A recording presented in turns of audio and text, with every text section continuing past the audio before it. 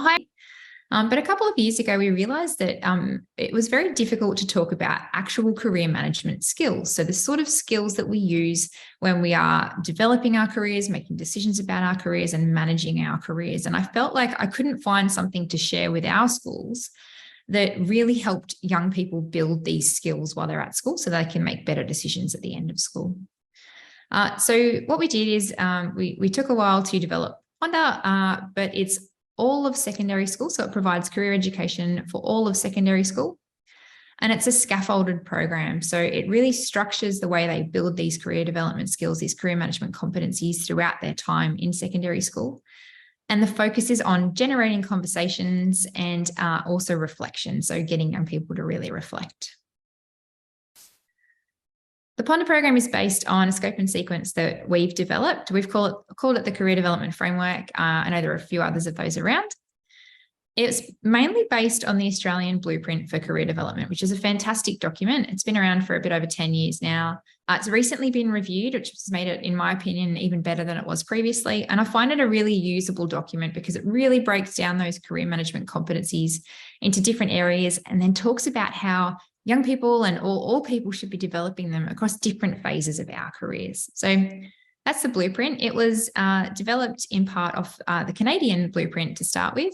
And it actually aligns pretty well with some of the other frameworks that are around the world. So even though Ponder's developed in Australia and for Australian schools, we feel like that the modules that we've used and the scope and sequence that we've used can be applied in a lot of different contexts. What we've done is we've actually taken this scope and sequence and we've arranged it into 4 key modules. And we find that doing it in this way, it kind of covers all of those competencies in a really holistic way. So we start out by, in the first module, by allowing young people to think about who they are. So what are their strengths? What are their skills? What are their interests? What motivates them? Then in the second module, we start talking about that in a slightly broader context. So what's their environment? Who do they have around them? Where do they live? What kind of industries are around them? All of those kind of things so they can start to put themselves in context. In module 3, we talk about exploration. So this is where we really start to dive into the world of work. We look at the kinds of things that are available around them. We start to think about how their work might fit into the bigger picture. And we also look at things they need to know to actually work in the workplace. So how do they understand their rights and their responsibilities? How do they keep themselves safe? And then in the last module in connection, that's where we start to really bring everything together. So we're asking them, okay, who are you? Where do you fit? What's around you and what's available to you? And what are you going to do about all of that? What kind of decisions are you going to make? So that's why we've broken into those 4 modules. It's one thing we know that it's one thing to actually have the scope and sequence, but it's another thing entirely then to ask a school to actually deliver that. So with the Ponder program, we worked really hard on developing a suite of resources that allow the program to be delivered by teachers or careers advisors, career leaders in schools really easily in a way that it's actually going to get delivered on a regular basis and there's not going to be as much resistance. So we actually co-designed our resources with our member schools. So that was a long process, but I feel like it was really worth it because at the end, these products, so the resource booklet has everything that a teacher needs in it to be able to pick up the program and then deliver it in their classroom and feel confident delivering it in their classroom, not just like go through the motions, but actually feel like they know what they're talking about and like they're able to have that really authoritative kind of conversation with young people. We've created a workbook. And this is very reflection driven. So it's an additional thing. And what it's designed to do is just to help those students who want to start applying what they've learned in the Ponder program to their own lives. They can have a little bit of a think. It prompts them to think about what they might want to do with that knowledge and then make some decisions based on it. And as well as these 2 documents, we also have a full suite of rationale for leadership. And we find that works really well because the leadership teams within schools, they really want to be able to see how we've developed these programs and why we've developed them in the way we have. And so those rationale documents can sometimes answer those questions at that leadership level and really support those career leaders who are wanting to implement that program within the school. So I feel like those 3 together is what we've really has worked really well for us and probably would work well in other contexts as well. We've made Ponder very flexible. So while there is this lovely 4-module sequence and we've broken each module down into 10 units, so it is very structured, it's also very flexible. So what that means is that our career leaders, they are experts at what they do, and they have the ability to pick and choose which units they use. They can change the order that they're delivered in. And all of our resources can also be extended. So I'll show you the slideshows in a second, but they can also add their own information if that's what they want. And what we're finding works really well is the career leader or the careers advisor in the school will actually hand these documents over to a teacher. And then Ponder's generally delivered in sort of a homeroom or a tutor time or a mentorship kind of session once a week for about 10 minutes. Talking about digital career guidance, I think one of the key insights that I could share that we've found is really important to use familiar digital platforms and tools.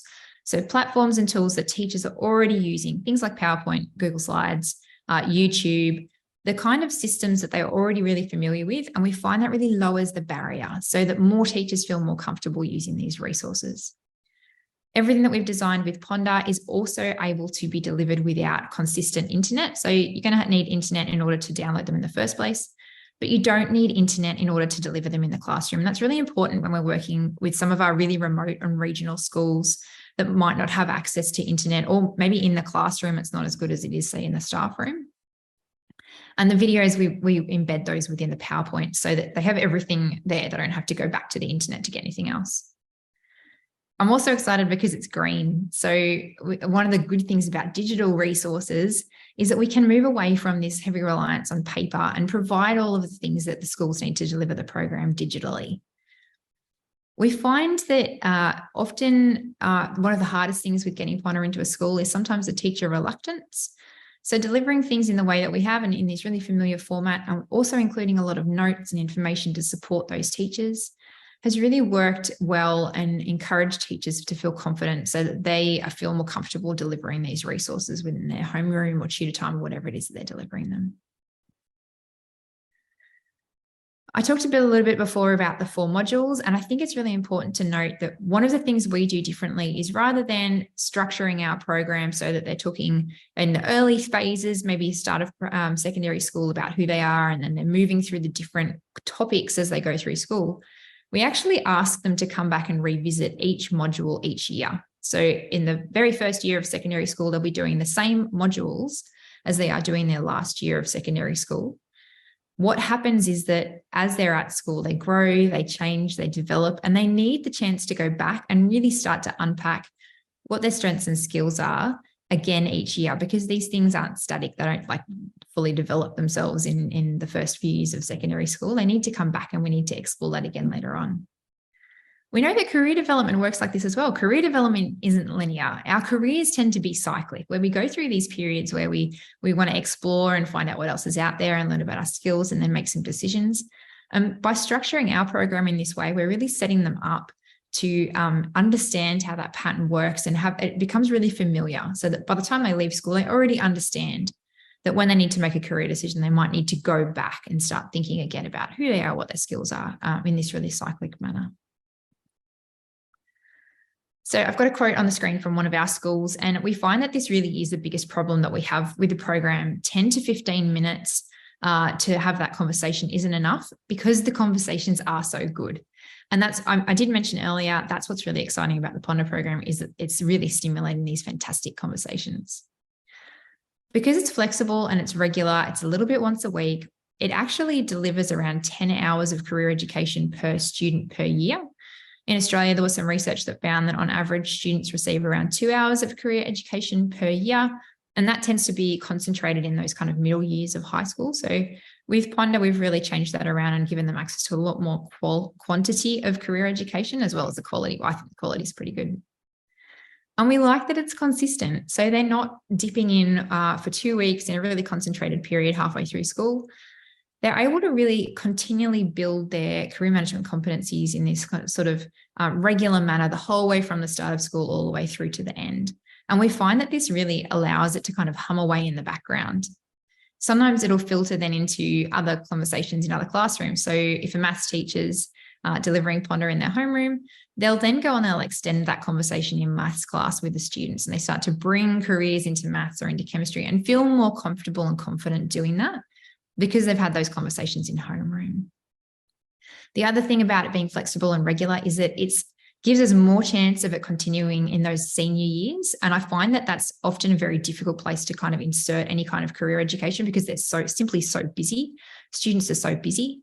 But because the program's flexible and regular, we can just kind of slot it into whatever spare space, even if it's that horrible, like last 10 minutes on a Friday, at least you've kind of got that space where you can slot it in, and we find it still gets delivered. So Ponder makes it really easy for schools to start having these positive conversations about their careers earlier. So we know that with a lot of our schools, they normally only have the scope. The careers advisor only has the time and the energy and the resources to deliver careers later in schooling. And what that means is that sometimes they're not quite sure what to talk about with the younger year levels. So if they're used to talking about resumes or job searching or interview skills with the older year levels, what do you actually talk about with the younger year levels? Like if you're a careers advisor who's never done this before, how do you start? And because we have got Ponder, it kind of stops that problem for them. They can deliver Ponder at those early year levels, and it gives them something to talk about and kind of gets them in the habit of talking about their careers. Which means that what we find is that when they do get to those middle year levels and it gets a bit more serious, they're talking about resumes and they're talking about making decisions about subjects and that kind of thing. It's not as big as of a leap. They already understand and it's already familiar and they're already kind of there. We find as well that we tend to ask schools to run Ponder in a vertical session. So often in Australia, a lot of our home groups are vertical. That means that all of the year levels will be in the same home group. And that's fantastic. So schools are telling us that the older students will be having conversations about the things that they're dealing with, the decisions that they're making when they're leaving school.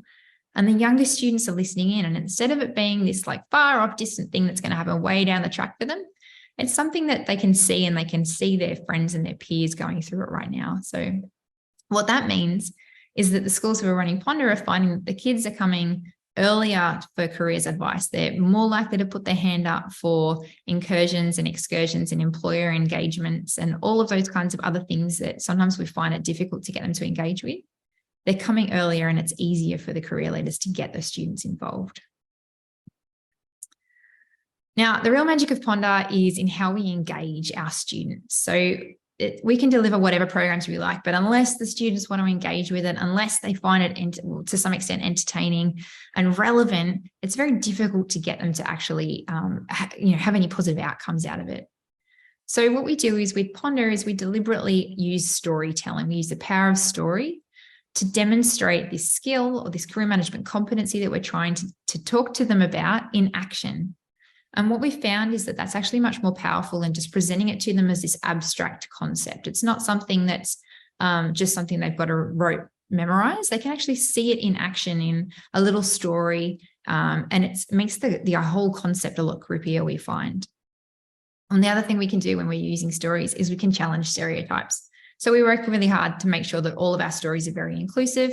If there's a gender bias there, or if there's some sort of bias there that you would normally assume with a career, which is a big problem in young people and developing their career aspirations, we try to flip that wherever we can. And we're really conscious about making sure that young people can see themselves doing this huge range of jobs. And it also allows us to talk about these jobs. So in Ponder, we might cover 40, 50 jobs each year. So they're getting access to a lot more jobs than they would maybe normally have, and able to see these wide range of careers that are out there. And we use these stories to use a new language to tackle the old ways of thinking about work. Now, we do this with the career clusters. I haven't talked about the career clusters yet, but it's a new way that we've developed to think about how we can talk differently about the world of work. With the clusters, what we do is we break down the old ways of thinking with granular jobs, quite static industries. And instead, we're grouping people into these really dynamic, flexible clusters where they share common tasks, they share skill sets, both technical and transferable. They tend to work in similar environments, and they tend to value similar things about their work. So they share kind of a common purpose. And when we think about things in this way, using the clusters instead of like sticking to industries, it allows us to see how we can really shift and grow and move and change throughout our career. And I'm finding that with young people, it's working really well. It's really resonating with them, giving them a way to think differently about the work that they might do one day down the track and the careers that they might build, so they can start to build their own story, their own narrative around their career. Lucy, thank you. This is so interesting. I just want to give you just a 1 or a 2 minute sort of heads up that we'll have to finish soon so we can have some questions. I've got one to go. That's okay. So we bring the clusters into all the Ponder units, and that we find that's working really well. It's making it really easy for the students and the teachers to grasp the concepts. So I'll finish up on this slide. These are the key takeaways that I have talked about today. If you're developing and designing your own programs, I'd really, these are the things that we've learned, and I'd really like to share with you to consider. We've learned a lot over the past 2 years, but I think there's always more to learn, and I'm looking forward to learning from others here as well today. And so thank you so much for your time.